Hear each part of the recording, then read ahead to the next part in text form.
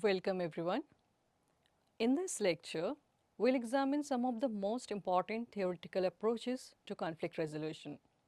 Conflict is a normal and inevitable part of social, political, and international life. Differences in interests, values, identities, and needs often lead to disagreements and tensions. The key question is not how to eliminate conflict entirely, but how to manage, resolve, or transform it in a constructive ways.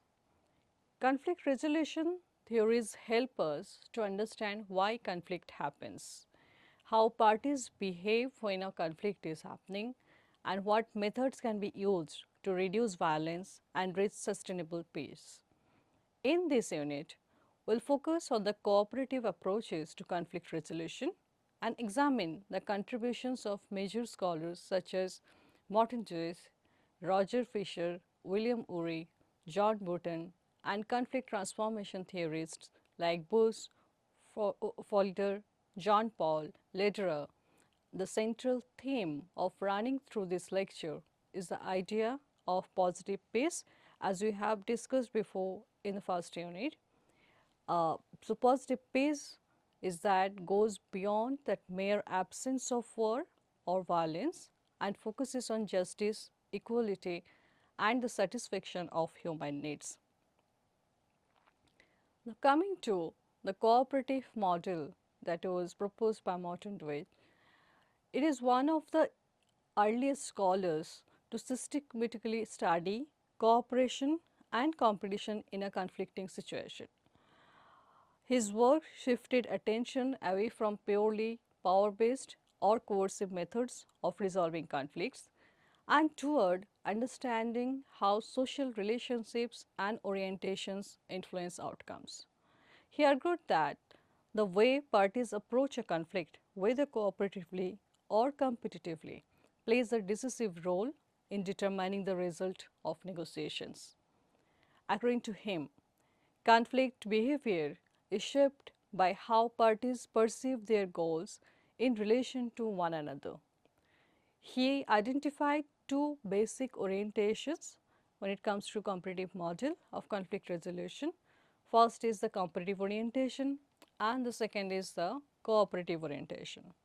These orientations are not fixed personality traits, but they are influenced by the nature of the dispute, the structure of incentives that are available, and the expectations parties have about each other. In a competitive orientation, parties believe that their goals are incompatible. One side's gain is seen as the other side's loss. This leads to a win and lose approach, where each party tries to maximize its own advantage, often at the expense of the other. Competitive approaches tend to increase mistrust and hostility, intensify animosity, encourage secrecy and deceptions, produce unstable agreements or probably negative peace situation, and such outcomes may appear successful in the short term but often plant the seeds for future conflicts. In contrast, a cooperative orientation assumes that parties' goals are at least partially compatible. Cooperation fosters trust, open communication, and joint problem solving. Parties search for solutions that benefit all sides that are involved in the conflict. He emphasized that cooperative behavior creates a positive cycle. Trust leads to cooperation, and cooperation that further strengthens trust. Coming to the cooperation and competition, how that can be balanced. The critics of the cooperative model argue that real world negotiation rarely involve purely cooperative or purely competitive situations. Most conflicts involve both the shades of cooperation and competition. For example, two states negotiating a trade agreement may share an interest in economic growth but disagreement on tariffs or market access. Therefore, effective conflict resolution requires a balance between cooperation and competition. These insights, as you see, that laid to the foundation for later theories such as principal negotiation, human needs model, and conflict transformation. These approaches recognize that while cooperation is essential, conflicts must also address power asymmetries, structural inequalities that presents, and deep-rooted grievances and conflicts. Now, when you are talking about these theories, whether it's principal negotiation, human need model, or conflict transformation, we have to also understand the idea of positive praise and how it kind of contributes to the theories. It is important that the concept of positive peace, which basically means that the modern like that has a lot of significance in the modern conflict resolution approaches, is basically described as a progressive and a dialectical process. It is progressive because peace is not a final destination but a continuous process. It's always going through a process. There is no, as we have learned before also, like stable peace situations for continuously in any society. Societies must constantly work to reduce injustice, inequality, and exclusion. Peace, therefore, is active and it's not passive. It requires participation, reforms, structural change, and rather than mere silence or absence of war. Now, coming to the few ideas of positive peace, whether self-determination, emancipation, and empowerment, it also emphasizes these kind of ideas, where self-determination refers to the ability of individuals and groups to control their own political, social, economic futures without external coercion. Emancipation means the liberation from oppressive structures such as poverty, discrimination, or political repression. Empowerment involves providing people with the resources, rights, and voice necessary to influence decisions that affect their lives.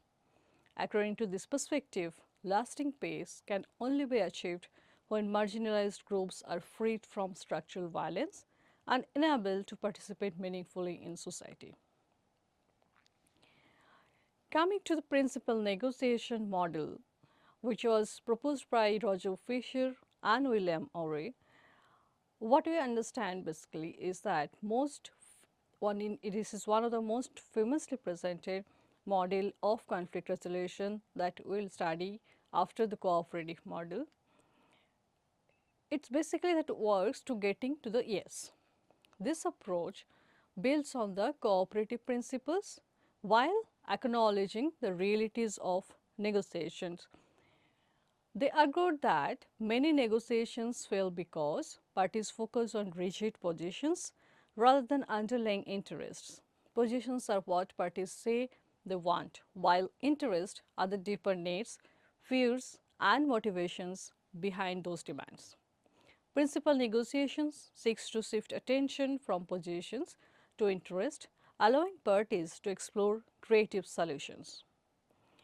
Fisher and Ury proposed four key principles for principal negotiation. First, separate the people from problem. Conflicts are often intensified by emotions, misinterpretations, and personality clashes. Negotiators should address relationship issues separately from substantive issues. Secondly, focus on the interest rather than positions. By identifying shared and compatible interest, parties can move beyond zero-sum thinking. Third point of principal negotiation that was proposed is the invent options for mutual gain.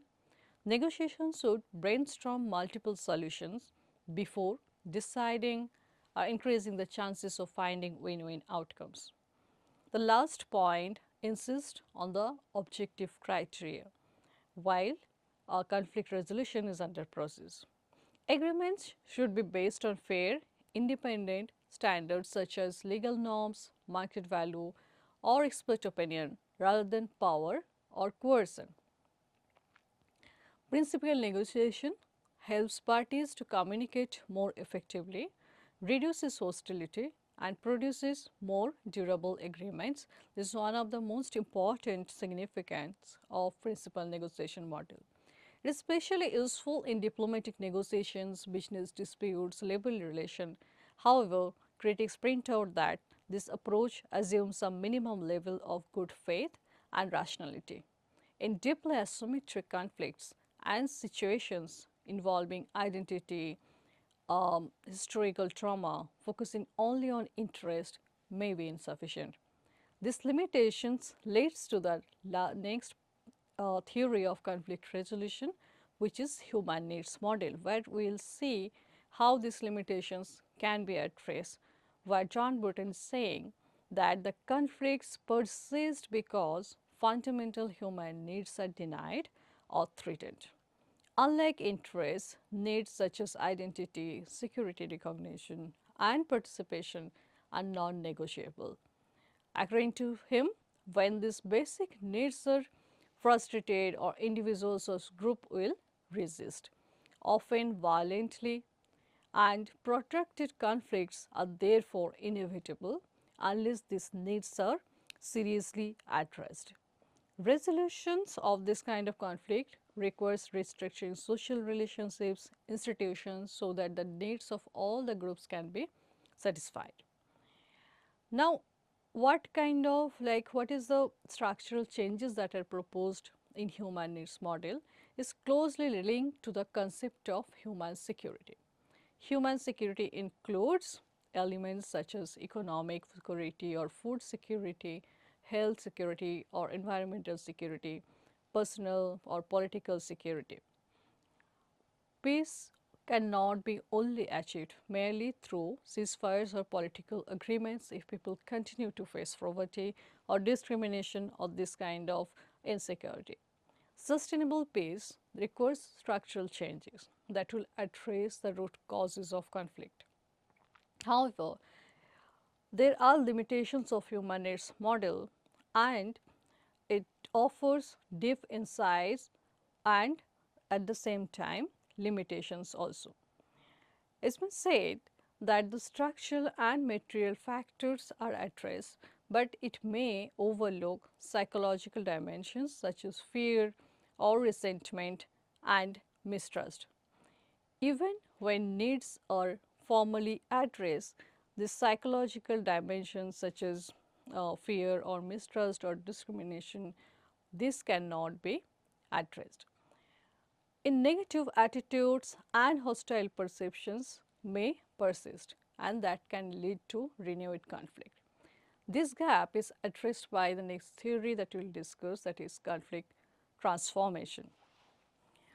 Conflict transformation goes beyond mere conflict resolution.